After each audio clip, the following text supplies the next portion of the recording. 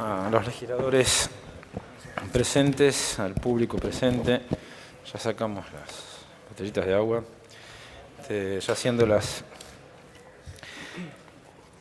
15:20, 25,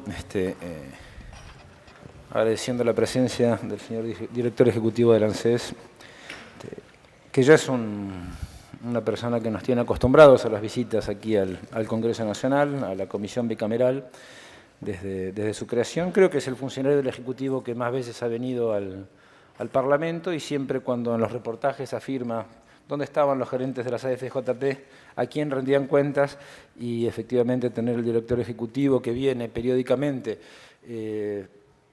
aquí a la Casa del Pueblo, al Senado, a la Cámara de Diputados, también es un orgullo para nosotros y es una reivindicación de la política como instrumento de transformación que creo que compartimos todos, oficialismo y oposición.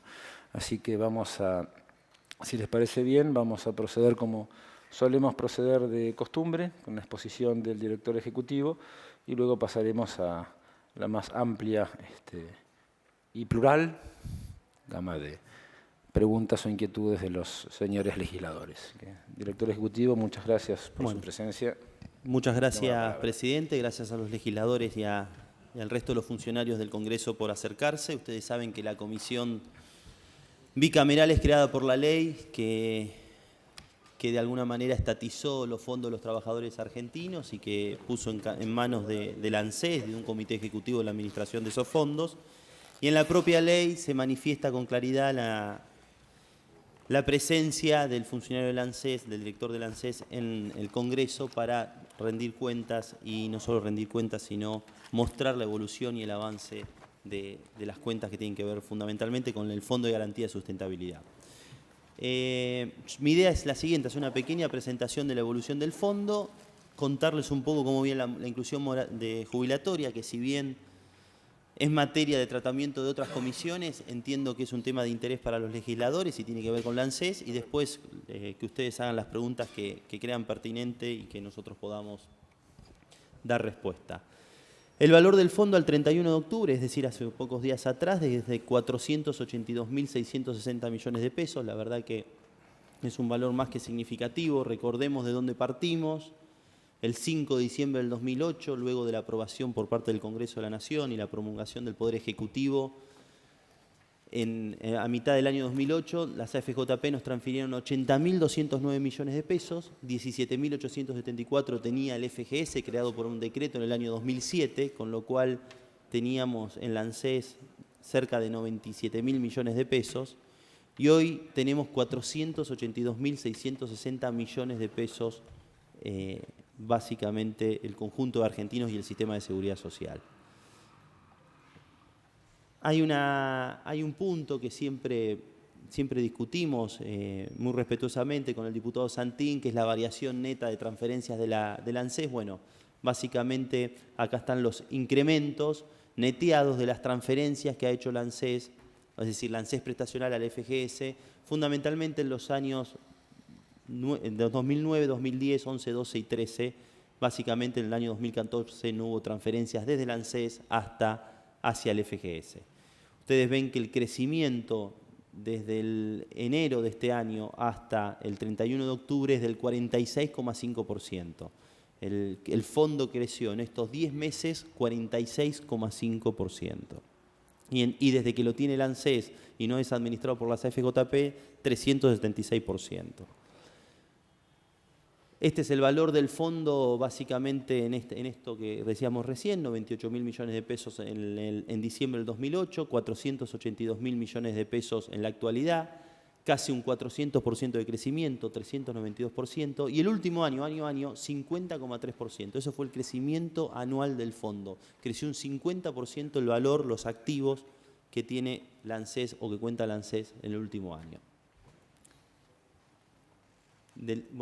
Acá hay un dato interesante. En pesos, el crecimiento anual acumulado, es decir, la tasa de crecimiento anual promedio de los últimos, desde el 2008 a la fecha, es del 31%. Es decir, todos los años ha tenido una rentabilidad el fondo del 31%, para que ustedes adviertan básicamente cómo se está administrando. En dólares, Hoy la ANSES cuenta con 56.768 millones de dólares en su activo. La verdad que es un activo que ha crecido de 28.000 a 56.000 millones de dólares. Es una de las grandes reservas que tiene el Estado Nacional, es decir, todos los argentinos que administra la ANSES.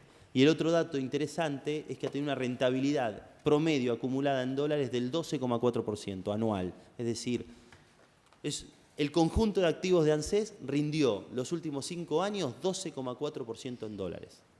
Es una rentabilidad realmente muy alta, con muy buenos resultados.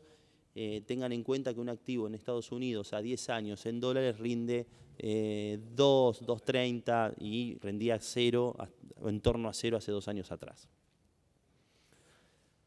La cartera, en líneas generales, hemos hecho una diversificación de la cartera y también de las monedas, y nuestra exposición al dólar ha aumentado del 14 al 36% y nuestra exposición en pesos ha pasado de 85 al 63%. Esto nos da un mayor nivel de cobertura y menor nivel de volatilidad.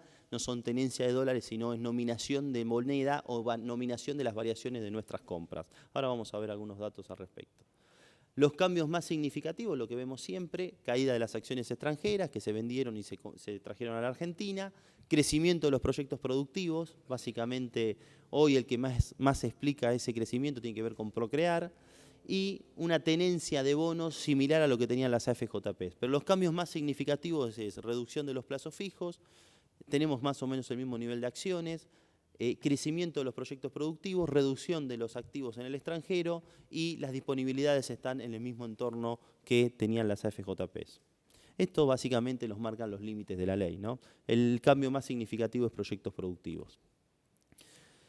Octubre de 2013, octubre del 2014, ¿cuál es la diferencia? 161.000 millones de pesos, eso es lo que creció el fondo, mayoritariamente en precio, no en cantidad.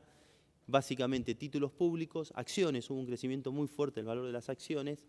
El inciso Q no crece en precio, lo que crece es básicamente en nuevas colocaciones, Procrear, y en los reintegros que se cobran de capital e intereses que se reinvierten en inciso Q. Financiamiento al Tesoro. Hay toda una discusión, la ANSES financia al Tesoro, la ANSES financia al Tesoro. Bueno, sí, una porción importante de nuestros activos están en el Tesoro, son muy buenos activos, pagan en tiempo y forma, son una muy buena inversión para la ANSES. En términos de porcentuales, como dijimos antes, tenemos en torno al 60-62%, ahora bajó al 61,9%. La composición de esos activos básicamente son una parte en dólares, una parte en SER, otra parte en Badlar, más o menos es mitad y mitad entre dólares y Badlar, la nominación de la moneda. Ha crecido la nominación de la moneda, es decir, hemos adquirido títulos públicos en dólares, básicamente de origen. Esto a nosotros nos da un respaldo mayor en algunas circunstancias, en otras circunstancias estamos cubiertos por el tipo de interés básicamente variable. El valor de nuestra cartera en bonos es de 289.599 millones de pesos. Como decimos siempre, tenemos todos los bonos que hay en el mercado, tenemos casi la mayoría de los bonos, algunos con una capacidad negociable muy fuerte en pesos, básicamente el Quasipar, el Bonar 19, el 18. Quasipar no tiene tanto volumen de negociación, convengamos, directo casi nada, le diría, somos tenedores casi exclusivos de ese bono. Y en dólares hay muy buenos bonos, que es básicamente el LICA, el Bonar 18, el 19, que es el Bonar 18 lo tenemos casi la totalidad nosotros, el 19 es muy probable que la totalidad la tenga la ANSES de ese bono. Cuando te decimos la totalidad de ese bono la tiene la ANSES, también es un valor estratégico que implica tener un posicionamiento en el mercado absolutamente distinto. El Bonar 10, que es un gran bono, un buen bono que paga en tiempo y forma y tiene unos rendimientos notables, o el BODEN 15, nuestras disponibilidades son menores. ¿Tenemos más bonos que antes? Sí, no es solamente efecto precio. Teníamos 6.000 millones de nominales, hoy tenemos 13.500 millones de nominales, con lo cual tenemos una mayor cantidad de bonos en cantidad de volumen. Creció la cartera, pero tenemos más volumen de esos bonos. Últimas adquisiciones en bonos. Hemos suscrito las últimas emisiones del Tesoro. El Tesoro hizo 2 emisiones, una Dólar Link, otra emisión en bonos atados a precios de Badlar, a valor de tasa de mercado en pesos. Ustedes ven, ahí el punto rojo lo que muestra es que tanto en términos de plazo, de vida promedio, como de tasa de interés, estamos sobre la curva de mercado y están a colocación de mercado. En el primer caso incorporamos de 900 millones, ¿no? 900 millones de pesos fue la suscripción, de una suscripción de 10.000, el resto lo suscribió el mercado, y en el BONAD 16, es decir, el dólar link, se emitieron 1.000 millones de dólares y nosotros compramos 50 millones de dólares. La verdad que es un muy buen bono y tiene buen rendimiento.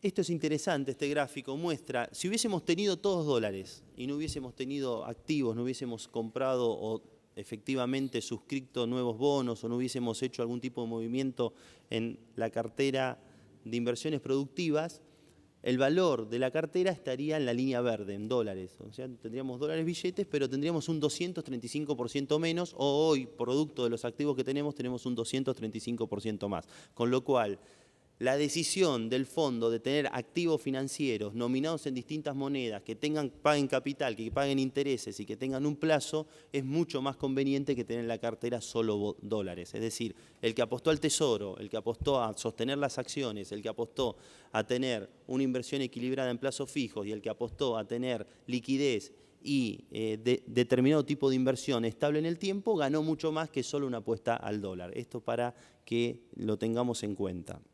Esto no significa que es bueno tener activos nominados en dólares. Es bueno tener activos nominados en dólares que rindan, pero el dólar billete como tal, que no tiene ningún tipo de rendimiento y que solamente sirva como atesoramiento, hubiese tenido rendimientos inferiores al 235%, esto teniendo en cuenta todos estos años de evolución. Financiamiento neto al Tesoro, es decir, ¿cuánto nuevo le prestamos al Tesoro? Ustedes ven año a año, le hemos actualizado el año 2014, 2.753 millones de pesos es lo que les prestó este año nuevo financiamiento al Tesoro. Es marginal en una cartera de 482.000 millones de pesos. Es marginal, no llega ni al 0,4%. Política de colocación de plazos fijos. La verdad que los plazos fijos quedaron rezagados, tenemos una política de renovación del capital, pero básicamente frente a otras opciones de inversión tenemos una política de sostenerlo en el marco de tener determinados niveles de liquidez. Es decir, nosotros contabilizamos no disponibilidades, pero sí en el marco de la liquidez contabilizamos, y no es importante, tener 14-15.000 millones de plazos fijos, que es más o menos un tercio, un poco más, es el 50% de una nómina salarial jubilatoria. Nosotros por mes pagamos unos 30.000 millones de pesos de jubilaciones, pensiones, asignaciones, salario familiar, todas las prestaciones de ANSES en plazos fijos. En el FGS tenemos el 50%, más allá de las disponibilidades, es decir, el cash que efectivamente hay que tener en las cuentas. Básicamente esto es la tasa promedio es el 18%, es un intermedio entre la tasa de interés que nos paga el Banco Nación y la Badlar privada y la Badlar pública. Nosotros el 50% de nuestros, un poco más, tenemos en el Banco Nación y en bancos públicos, el resto son en agentes financieros provinciales, básicamente el Banco de la Provincia de Buenos Aires, y el resto en banca privada, que es por licitación de tasa. Tenencia en acciones. Hubo una serie de discusiones que tenían más que ver con cuestiones mediáticas. Nosotros dijimos, no vamos a vender una sola acción. Eso lo hemos manifestado en muchas oportunidades en el Congreso. ¿Se acuerdan la discusión cuando los directores ingresaban o no en las empresas y esas discusiones que hubo de carácter legal, de carácter... y nosotros siempre defendimos la participación del Estado y la defensa de los activos por parte del Estado, digamos. Si cualquier particular tiene el 30% de una compañía, hace valer esos derechos, tanto desde el punto de vista económico como desde el punto de vista político. También el Estado tiene que hacerlos valer sus derechos en un principio de igualdad. Ese tipo de medidas fueron ganadas desde el punto de vista judicial y además dijimos en ese entonces que eran activos muy buenos y que estaban subvaluados. No nos hemos equivocado, en un año esos activos casi se duplicaron y el crecimiento del 2010 a la fecha es del 124%. Hoy tenemos valor de las acciones por 62.362 millones de pesos. Para nosotros estos activos aún siguen con un bajo valor. Tienen un bajo valor de mercado. Son activos que para nosotros tienen un potencial de crecimiento muy grande, con lo cual para nosotros sería un grave error desde el punto de vista político, desde el punto de vista de manejo de la cartera y manejo financiero y manejo en términos de perspectivas, la liquidación a la subasta de estos activos, como sugirieron algunos funcionarios o sugieren algunos sectores políticos. Básicamente nuestro principal activo es Telecom Argentina, 15.000 millones de pesos en tenencia, casi el 25% de las acciones. El Banco Macro tenemos 10.221. nosotros tenemos el 30% del Banco Macro, es el 16% de nuestra cartera, Siderar, Galicia, Banco Francés, Consultatio, bueno, Aluar, Petrobras, estas son las empresas más significativas que tenemos en nuestra participación accionaria. Financiamiento YPF es un capítulo para nosotros, tenemos 7.657 millones de préstamos a una empresa como YPF.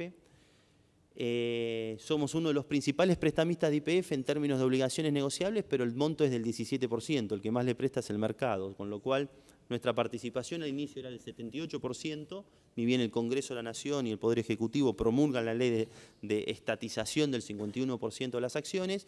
En el total hemos participado en el 17% de las colocaciones. Este año participamos recientemente en una colocación de 750 millones de pesos, participamos en el 38% de la emisión, es una colocación que hicimos en un activo que para nosotros es bueno y ha pagado en tiempo y forma.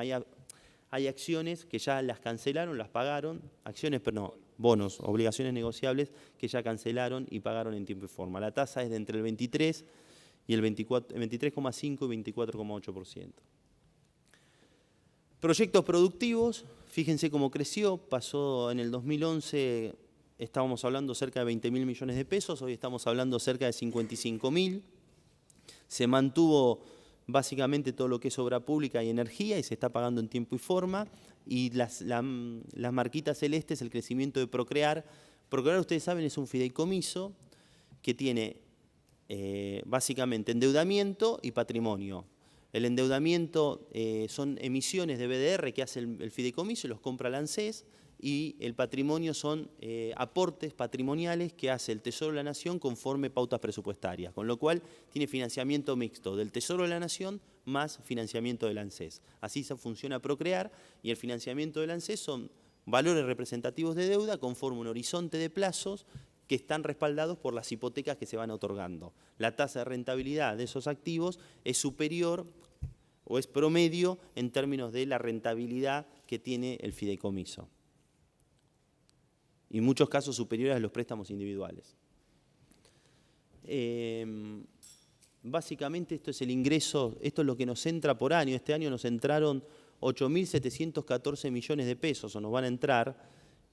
Esto es por concepto de pago de capital e intereses de lo que ya financiamos. Básicamente, a ver, vamos a ver, estos ingresos son 8.714, los egresos 12.000, pero estos básicamente son Atucha, por ejemplo. Atucha está funcionando, genera energía, nos pagó este año entre capital e intereses 2.484 millones de pesos.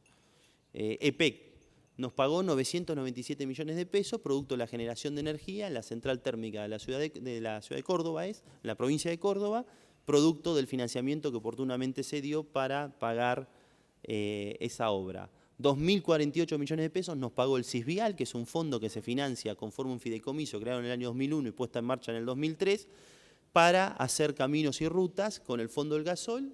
Todos los meses recibe ingresos y con esos ingresos va pagando efectivamente los activos que se comprometieron. La tasa de rentabilidad va del 17,1%, esas son cédulas hipotecarias de oportunamente unos créditos hipotecarios que se dieron en el año 2009, hasta el 61,8% en pesos, esas son las tasas de interés. No es que la tasa que cobramos es el 61, lo que ocurrió es que es la tasa en términos de dólares. Ese es un activo que es dólar link, emitido en el año 2011, conforme a las condiciones de mercado en su momento, y efectivamente tiene un rendimiento que es realmente interesante. La proyección de la cartera, hoy la cartera es de 482.000 millones, esperamos que sea en torno a 500.000 millones de pesos a fin de año. Esto es un supuesto, claramente, ¿no? El supuesto es sostener los niveles de rentabilidad de los últimos 12 meses. Un dato que siempre ustedes me preguntan, este año ingresaron al ANSES, es decir, ingresaron al FGS conforme de capital e interés 74.468 millones de pesos. Eso es lo que ingresa conforme a capital e interés de los distintos activos que nosotros tenemos. Dividendos de las empresas, intereses de las obligaciones negociables, intereses de los plazos fijos, intereses de los bonos, capital de los bonos, intereses de los fondos de inversión. Todo eso tiene un flujo de ingreso anual de este año de 74.468. O sea, si no hubiese habido ninguna variación de precio de ninguna naturaleza, los ingresos producto del capital y en pesos disponibles que hubiésemos tenido son de 74.468. El ingreso adicional, el crecimiento adicional está asociado al efecto precio. Es decir, crece el precio de los activos. 21.000 millones son el resto de los activos y 52.000 millones son los bonos. Son los bonos que liquida el Tesoro de la Nación y que básicamente rinden capital e intereses. Un dato interesante que me parece que suma al debate político, al debate de una posición de Estado y que realmente configura para nosotros un eje central en términos de la defensa del Estado. Y no solamente estoy hablando de la defensa del FGS, la defensa del Poder Ejecutivo o la defensa de los intereses particulares que nosotros tenemos como espacio político. Estoy hablando de la concepción del Estado, es decir, de todos los poderes y de todos los argentinos. Ustedes saben que las AFJP cobraban el 2,5% del sueldo bruto de comisión cuando los aportes eran del 7%. Es decir, de cada 100 pesos que aportaba una persona, 36 eran en concepto de comisión, independientemente de cómo funcionara el sistema. En el 2008 se modificó la ley y pasaron al 1% con aportes del 11%. Es decir, aumentaron los aportes y se redujo la comisión. Con lo cual aportaban de cada 100 que se aportaba al sistema, 9 se llevaban las AFJPs. Eso fue el esquema de comisiones hasta que se cortó el sistema. ¿Saben cuánto nos ahorramos en comisiones? Primero, ¿cuánto pagaron? 12.000 millones de dólares es lo que se pagaron las AFJPs, cobraron las AFJPs, perdón, pagaron los contribuyentes a las AFJP del 95 al 2008. Una parte 1 a 1, otra parte en términos del valor del tipo de cambio oficial. 12.000 millones, no 21.000 millones de pesos. ¿Saben cuánto nos ahorramos en comisiones los argentinos que hubiesen ido a las AFJP conforme el esquema y la modificación legal del 2008? 58.271 millones de pesos. Es decir, en estos 5 años, si se hubiesen cobrado comisiones conforme a las comisiones que cobraban las AFJP, el FGS valdría 58.271 millones de pesos menos de lo que vale hoy. ¿Qué quiero resaltar con esto?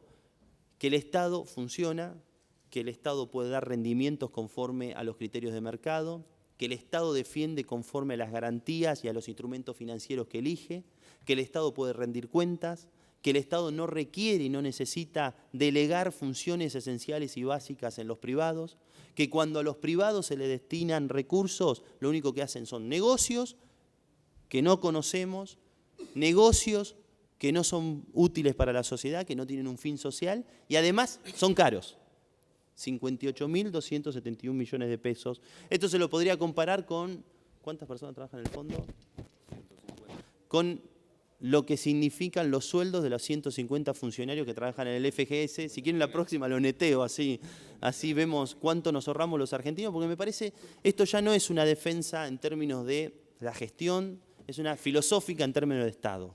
El Estado puede hacer bien las cosas. El Estado puede, en definitiva, tener capacidad de acción, capacidad de mostrar y lo puede. Y también es filosófico. Es filosófico en términos de la conceptualidad del Estado, en términos de lo que se le exige al Estado y lo que se le exige al funcionario público y lo que no se le exige al privado. Y eso es un debate que efectivamente nosotros tenemos que dar desde la política. Y ya no es un debate de Estado, sino es un debate político del cual me siento sumamente orgulloso de poder estar al frente de este tipo de cuestiones, poder que crezca el fondo y además que podamos prestar más derechos a los argentinos. Si ustedes me permiten, quiero resaltar, hace pocos días o pocos meses se votó en el Congreso de la Nación, ¿está la otra presentación?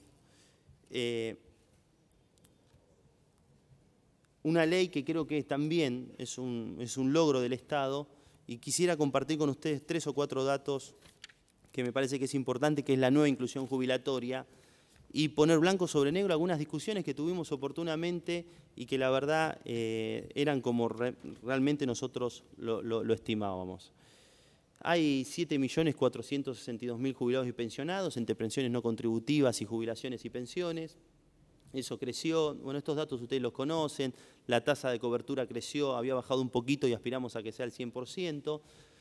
Moratoria, primer dato, Turnos otorgados, 601.484. Ahí nosotros estimábamos que iban a ser 500.000 nuevos jubilados en los próximos meses. Ya hay 600.000 argentinos que sacaron turno. Desde que se puso en marcha el sistema, 13.366 turnos promedio. La mayoría en las oficinas de ANSES, por web, pero básicamente los 4 canales para pedir turno han funcionado muy bien, excepto el mensaje de texto que tenía un 2% de canal de solicitud de turno. De quien pide el turno, el 10% falta, con lo cual siempre hay un 10%, un 11% de ausentismo, pero el nivel de presentismo es muy alto. Ya del 100% de los turnos solicitados, el 7% fue rechazado, el 3,8% por tener otra prestación.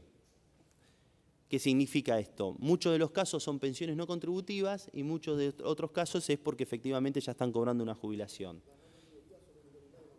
¿Cómo? Ya te digo el número exacto. 1.518.355 pensiones no contributivas hace 10 días. Sí.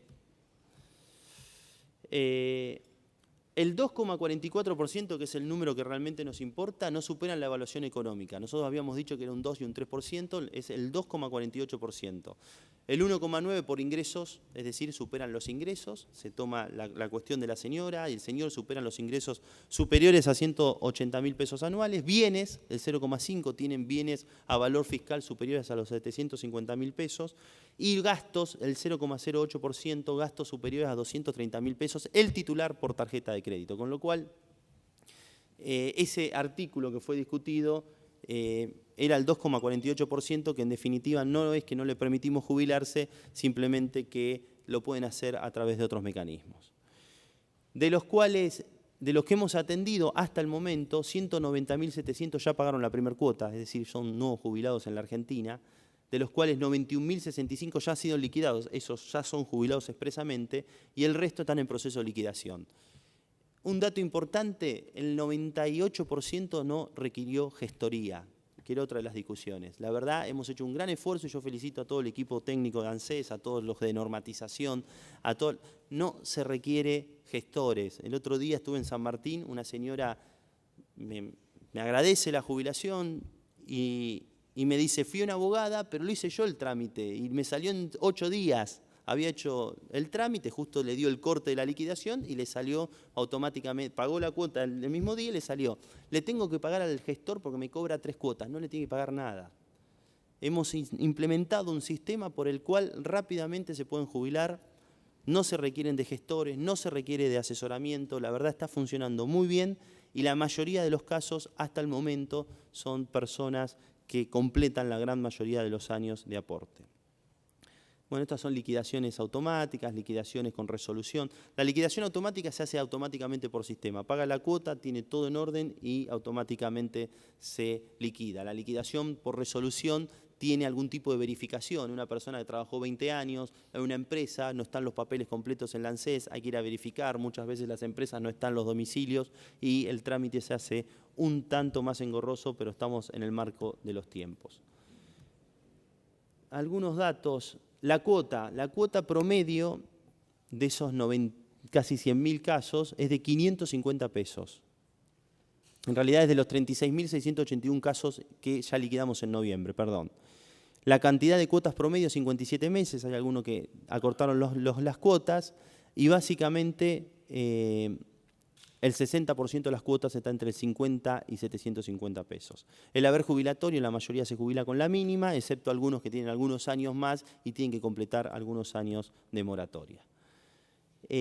Bueno, esto es lo que está creciendo en cuanto a los ingresos con al menos, según la ANSES, un hogar con más de un ingreso previsional y aquellos que tienen al menos más de una mínima.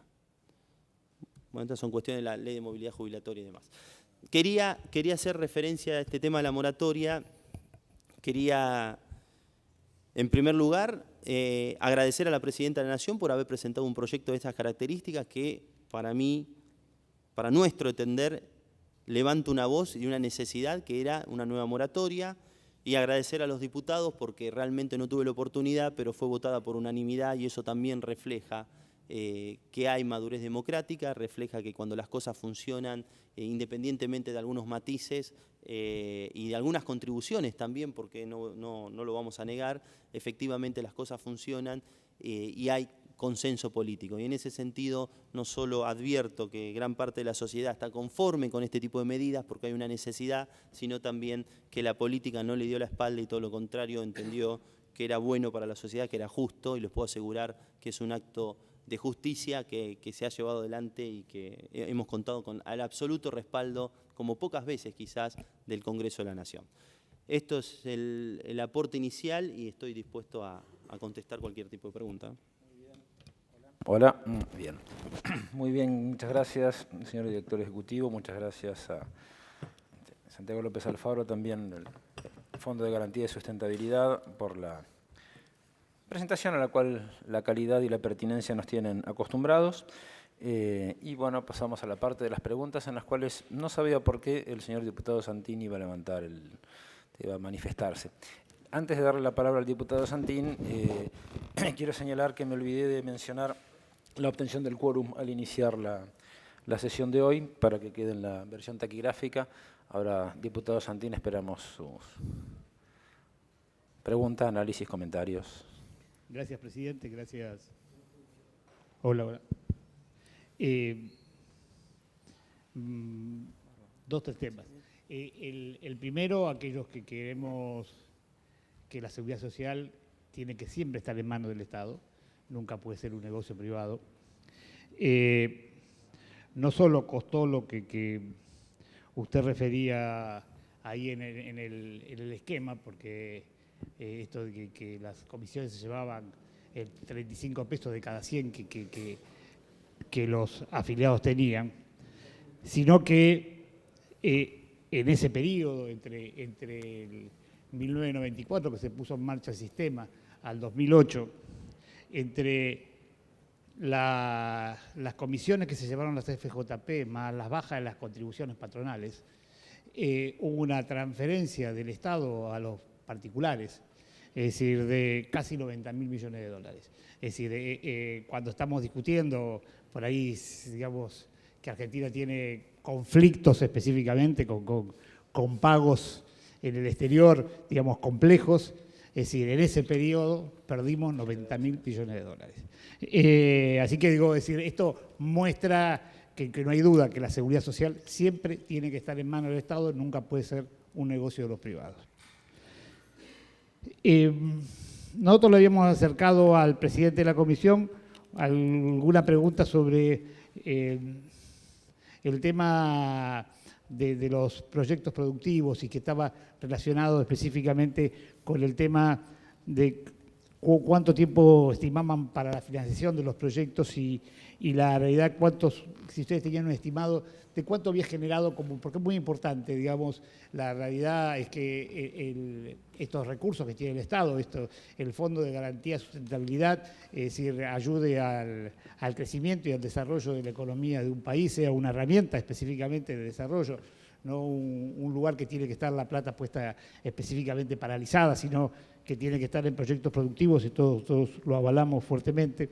¿Qué había generado en puestos de trabajo? Digo, porque esto es un dato que también es muy importante porque me parece que muestra específicamente el rol. Y sobre las inversiones en el fondo, hay una que nos llama la atención y que no tenemos demasiada información, pero por eso se la queremos preguntar, que es la que tiene que ver específicamente con CIFER.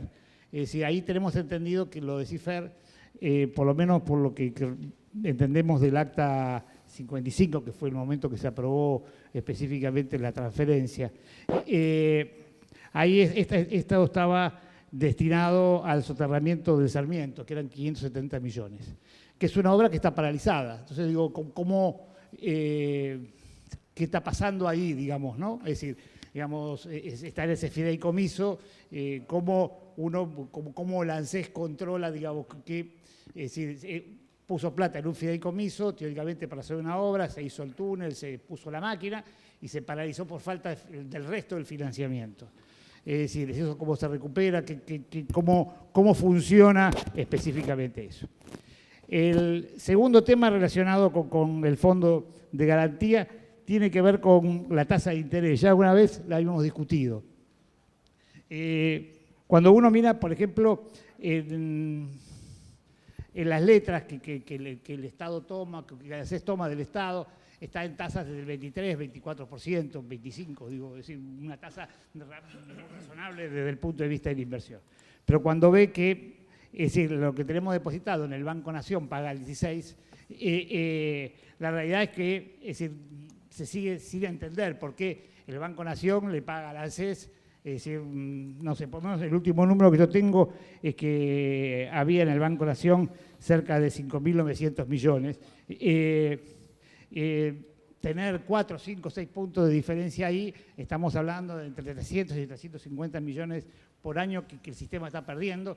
Y no entiendo muy bien, porque si el Banco Nación le puede pagar a otros específicamente una tasa del 22, 23%, ¿por qué a la ANSES le paga una tasa del 16%? Si le sirve este planteo para ir a pelear, bienvenido sea, porque me parece que, en definitiva, deberíamos encararlo desde esos lugares.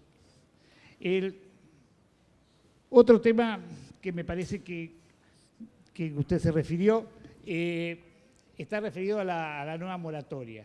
Y hay dos temas que ahí me preocupan un cachito. El primero es que cuando nosotros planteábamos que el sistema no debería tener limitaciones, y ustedes entendían que sí, que había que ponerle este corte de nivel socioeconómico, la realidad con la cifra que usted nos da, que es el 2,48%, nada más que lo que quedan afuera, realmente no valía la pena ponerlo. Digo, es decir, digamos, el hecho es que, es decir, hacer semejante lío por el 2,48% de los que se presentan en el sistema, es decir, y, digamos, generar la incertidumbre a un pedacito de la sociedad, parecería que, es decir, digamos, no, porque si uno dice, bueno, eso es el 15, el 16, el 20% de los que iban a solicitarlo, por ahí tenía sentido. Es decir, la realidad, si solamente el 2,48, pareció que ese artículo, digamos, no cerró lo suficiente. Y el segundo tema tiene que ver con un tema práctico. La moratoria le permite poder acceder a una jubilación a aquellos que tienen una pensión derivada o una pensión directa y cobran el mínimo. Pero siempre y cuando sea del sistema nacional. Porque cuando cobran una jubilación de los sistemas provinciales, por ejemplo, aunque cobren menos que el mínimo, digamos, la provincia, por ejemplo, tiene pensiones que son mucho más bajas que la del sistema nacional. Si tiene el mínimo más abajo. Cobran menos que el mínimo, cobran menos que los 3.300 pesos, y la realidad no pueden acceder a la moratoria. Entonces parece como injusto ese mecanismo, ¿no? Es decir, tener otro beneficio, es decir, es un beneficio que lo tiene por ser una pensión derivada o directa, pero como es de otra caja sobre la cual el ANSES tiene reciprocidad y debería comportarse de la misma forma, esas personas quedan afuera. Me parece que ese tema debería ser analizado porque, digamos, están en desigualdad de posibilidades. Y por último me quiero referir a dos temas que usted sabe que yo soy reiterativo en esto. Uno son las rentas vitalicias. Desde que empezamos a hablar de este tema, ya tenemos 3 compañías de seguro que han tenido inconvenientes de quiebra. Yo recién hablaba con funcionarios suyos y le decía que, hablando con el superintendente de seguros, él me decía que él estaba de acuerdo con el proyecto que nosotros tenemos, que está acá en el Congreso. Digamos, no sé si esta era la charla personal conmigo, pero debe ser público, porque la realidad es que si ese superintendente me dice a mí eso, yo parto de la base de que él está de acuerdo, no me lo decía simplemente para tranquilizarme porque yo estaba llamando por la quiebra de alguna compañía. Este me parece que es un tema que hay que resolver. Yo sé que posiblemente en este momento específicamente con las compañías de seguro hay todo un tema económico complejo. Es decir, le han solicitado que vendieran tenencias en bonos, en dólares, le han cambiado por bonos en pesos ajustados a dólar, digamos, ese tipo de cosas que supongo que ese esfuerzo que están haciendo las compañías de seguro por ahí no permite, digamos, porque yo soy consciente que esta estatización de las rentas vitalicias significan específicamente una masa de plata muy importante que a gran parte de las compañías de seguro de retiro las dejaría en una situación compleja. Pero me parece que este es un tema porque tenemos una injusticia muy fuerte ahí. Nosotros seguíamos el caso de un muchacho que tenía una renta vitalicia de una de las compañías que estaba pensionado, bueno, digamos, tenía un retiro transitorio por invalidez, una persona joven con una enfermedad compleja, y luego que se produjo este tipo de situación, le quebró su compañía de seguro, se murió. Es decir, la angustia que le produjo esto, es decir, terminó en su muerte. Entonces digo, la realidad es que, no lo planteo para dramatizar, lo que digo es que es un tema que tenemos que resolver. Digamos, yo sé que ustedes han puesto buena voluntad, hicimos una reunión en la ANSES, pero nos hemos quedado ahí, digamos. No hemos podido avanzar. Y el segundo tema que me parece que también deberíamos buscar una solución, hoy nos acompañan algunos amigos acá, es el tema de la jubilación anticipada. Yo lo he escuchado en algún medio decir usted que mientras los países de Europa aumentan la edad jubilatoria, si nosotros estamos proponiendo bajar la edad. La realidad no estamos proponiendo eso. Todos los países de Europa, todos tienen jubilación anticipada. No hay casi ningún sistema europeo que no tenga jubilación anticipada. Por supuesto que esas jubilaciones anticipadas tienen un proceso, es decir, que están equilibrados. Y ahí me parece que ese es un tema a resolver también. Digamos, hay una masa importante de hombres y mujeres que han cumplido con todas las obligaciones de haber aportado a lo largo de su vida y que hoy no se pueden reingresar en el mercado laboral y por lo tanto están, hasta que le toca la edad jubilatoria, están en una situación muy difícil porque están haciendo changas, no tienen obra social, en un momento difícil, la familia no tiene obra social. Entonces, me parece que también deberíamos intentar avanzar. Le adelanto que acá hay 4 personas que están en esa condición, que si usted puede, o usted o alguien de su equipo, es decir, recibirlos un ratito, es decir, me parece que por ahí sería bueno. Nada más, gracias, presidente. Muchas gracias, diputado Santín. Señor director ejecutivo, sí. Son muchas preguntas, así que se responderá. No dialoguen lo único, gracias.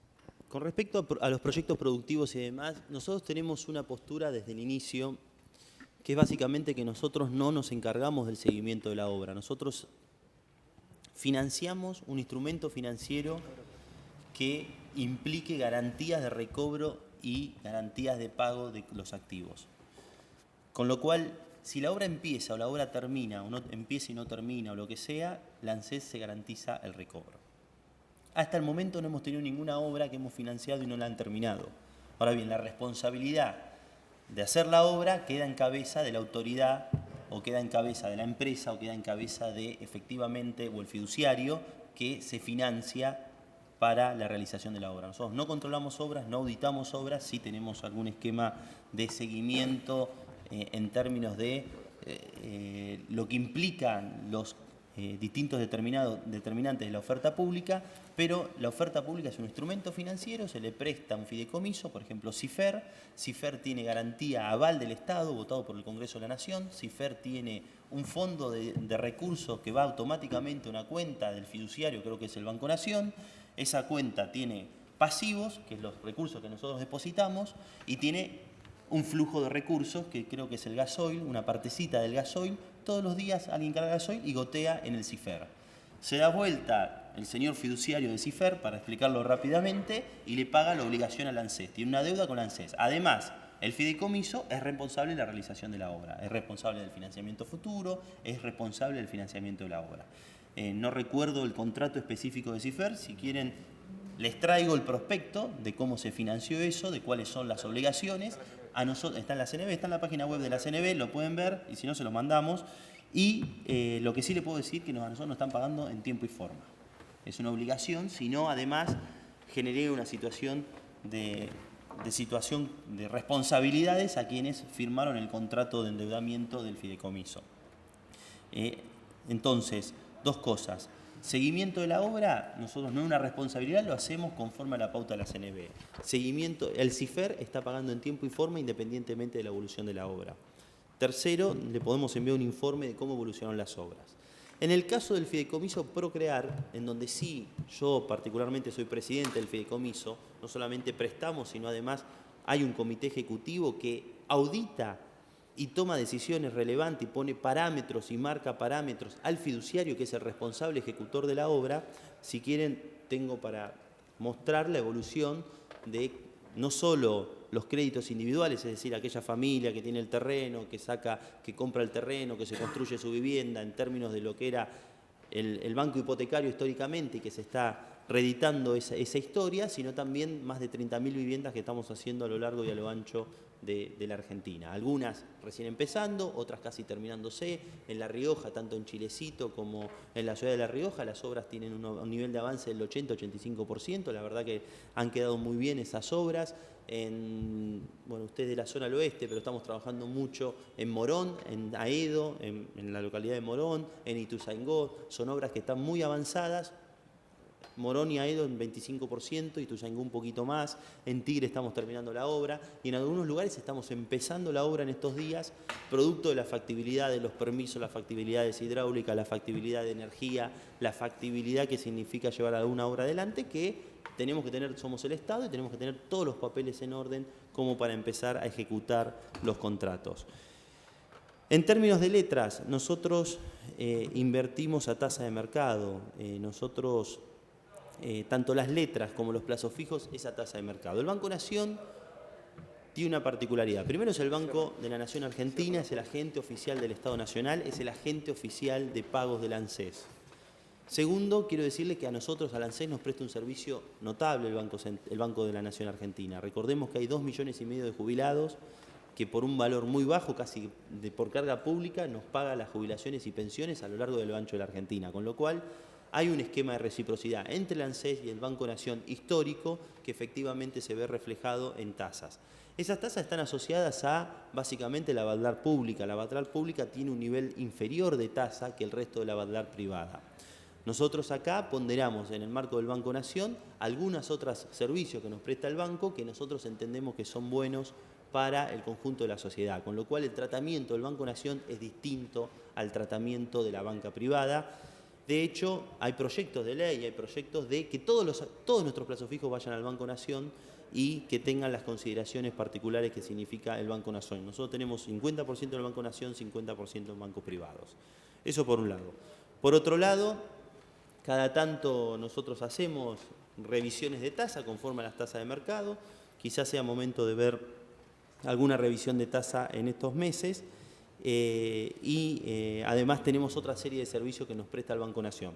Después de la tarjeta Argenta, que ya lleva casi 800.000 jubilados a los cuales les hemos prestado en promedio unos 8.000 pesos y que sacan un crédito que realmente es interesante, el Banco Nación es el que más le presta a los jubilados.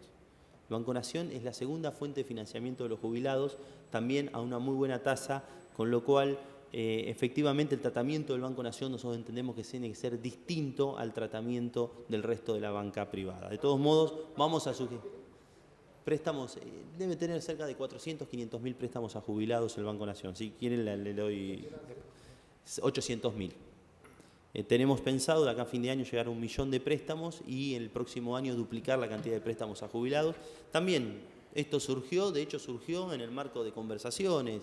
Para nosotros es una preocupación, lo hemos manifestado, le hemos puesto tope de tasa, después nos recurrieron en la justicia, nos denunciaron penalmente. Yo tengo denuncias penales de las cooperativas y las mutuales que efectivamente no querían que nosotros le pongamos un tope de tasa. Pusimos un decreto de necesidad de urgencia, le pusimos un tope de tasa y hoy los jubilados acceden a mejor financiamiento y tenemos que mejorar incluso los accesos al financiamiento. El Banco Nación es un aliado estratégico. hace la cobertura de seguro y estamos trabajando para profundizar todo el esquema de Argenta. Le está llegando la tarjeta a todos los jubilados y queremos que tengan más crédito y más disponibilidad y mejorar todos los instrumentos para que la tarjeta funcione de mejor manera, aun cuando creemos que funciona muy bien. Sí, la Badlar pública, es decir, del conjunto de bancos públicos es del 16,7%. Nosotros estamos colocando el 16%, con lo cual el desvío no es alto. El desvío es de 0,7%. El promedio es 18% y los bancos privados 19,6%. La diferencia son esos 3 puntos que efectivamente es la diferencia entre una banca pública y una banca privada. No, porque estas son tasas de interés de plazos fijos. ¿Pero qué plazo fijo? ¿Qué valor de plazos fijos? Y bueno, no, pero justamente más de 1 millón de pesos. Repreguntemos pero cuando después. los volúmenes son más altos, las tasas de interés son más bajas. No, es básicamente por el comportamiento de los ahorristas mayoritarios. Son pocos, entonces efectivamente son dos cosas. El primer punto es la estructura de mercado de los grandes ahorristas corporativos. Una cosa son ahorristas minoritarios y otra cosa son los grandes. La segunda es la regulación del Banco Central. La regulación del Banco Central nueva aumenta el valor de la tasa de interés de los plazos fijos hasta plazos fijos de 1 millón de pesos. Nosotros no podemos hacer plazos fijos de 100.000 pesos, tenemos que hacer 2 millones de plazos fijos por día. Operativamente sería muy complejo. Estas son las tasas que existen. Estas tasas, si una compañía de seguro quiere colocar plata en el Banco Nación, lo pone en promedio al 16,7%. Los bancos públicos, la Badlar pública. Si una compañía de seguro en promedio quiere poner plazos fijos, que es un ahorrista privado en un banco privado, en promedio pone el 19,6%. De todos modos, lo vamos a revisar el tema y nosotros estamos pendientes permanentemente de ese tipo de convenios con el Banco Nación. De hecho, también prestamos a un poquito más de plazo y manejamos las cuestiones de liquidez.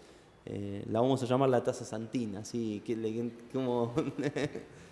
pero no, le puedo asegurar que nosotros es un tema que revemos. La moratoria, el 2,48%, les dijimos que iba a ser el 3%, se lo dijimos, que era marginal, pero nos parece un acto de absoluta justicia. Es filosófico, si quieren decir, es doctrinal. La verdad, quien puede pagar, que pague. El Estado, nosotros hemos recibido, no sé si críticas, yo creo que son actos de justicia. Nosotros queremos que la moratoria entren aquellas personas que efectivamente o trabajaron, o dedicaron toda su vida a formar una familia y que por distintas razones no tuvieron los 30 años de aporte. El 2,48% tiene otras condiciones, tiene otras particularidades y puede acceder a la jubilación. Nosotros no negamos los caminos jubilatorios. Ahora bien, esta moratoria, y agradezco nuevamente al conjunto de los diputados que la votaron por unanimidad, es para el 98, el 97, y los senadores, por supuesto, al 97% de los argentinos que realmente lo necesitan. Entonces, la discusión no fue en vano, la discusión es profunda y es filosófica. Sí, que paguen, si el 2,48% puede, que paguen, tampoco es tan... Todos aportan, también por eso... Tratemos de no dialogar. La dimensión filosófica puede ser objeto, porque es importante, digo, no me parece una cuestión baladí la filosofía del Estado como instrumento de la acción social, que creo que compartimos todos los miembros de esta comisión. Señor director ejecutivo. Igual vale la pena la discusión, nosotros la dimos con convencimiento. Hemos encontrado casos de personas que tienen jubilaciones muy altas y que vienen a entrar a la moratoria. Ordenamos las prioridades. Si tiene un costo político el 2,48%, asumimos ese costo político con criterio y entendiendo que tenemos que jubilar a aquellos que realmente no pueden acceder. Pero bueno, es una opinión. Cuanto a rentas vitalicias, asumo la responsabilidad de no haberle dedicado el tiempo que quizás le tendría que haber dedicado. Estoy al tanto del tema, acabo de firmar situaciones muy concretas y muy puntuales a las que ustedes hace referencia. Yo creo que es un tema que hay que seguir estudiándolo con profundidad, hay que buscar el momento y es un tema que quizás va a significar un debate maduro, no hacer las cosas de un día para el otro. Nosotros estamos al tanto del tema, ya tenemos mucha más conocimiento técnico de la circunstancia, producto de las distintas situaciones. Básicamente, Profuturo y Unidos, nosotros hoy estamos pagando a todos los que eran afiliados a esa renta vitalicia, le estamos pagando como corresponde la mínima, ganaban mucho menos. Estamos haciendo todo el proceso de reclamo de liquidación de activos, estamos haciendo todas las denuncias que haya que hacer, porque entendemos que también hay una mala administración por parte de los responsables de las compañías de seguros y liquidación de bienes que no entendemos que hayan sido conforme a los criterios que se tienen que adoptar. Así que todas estas circunstancias ha generado que hay áreas que tienen la madurez suficiente como para tener dictámenes y precisión técnica de la situación y abordar el tema desde la fuerza con toda la fuerza del Estado, y estoy hablando de todos los poderes del Estado. Es un tema sensible y es un tema que evidentemente afecta muchos intereses, muchísimos. Con respecto a rentas vitalicias, a jubilaciones anticipadas, es cierto que algunos países, no todos, tienen algún esquema de jubilación anticipada con una merma en la jubilación y con un proceso de convergencia a los 65 años. Es un tema que deberíamos estudiarlo con algo más de profundidad. Vuelvo a repetir, los países van en una tendencia notablemente opuesta. Hace muchos años que no hay reforma en este sentido en estos países, todo lo contrario, hay reformas en términos de restricción. Hace pocos días España aumentó la edad a 67, Francia está pensándola llevar a 70, y cuando elevan eso, elevan todas las edades y todas las convergencias. Con lo cual, cuando nosotros francamente manifestamos que hay un proceso de envejecimiento poblacional y de discusión del tema con cierta precaución en Europa, no descartamos ciertas cuestiones acá. Déjennos estudiarlo con más profundidad. Yo sé que es un tema que le interesa mucho, y no solo a usted, sino al compañero Díaz Roy, que insiste permanentemente en el tema. Muy bien, muchas gracias, señor director ejecutivo.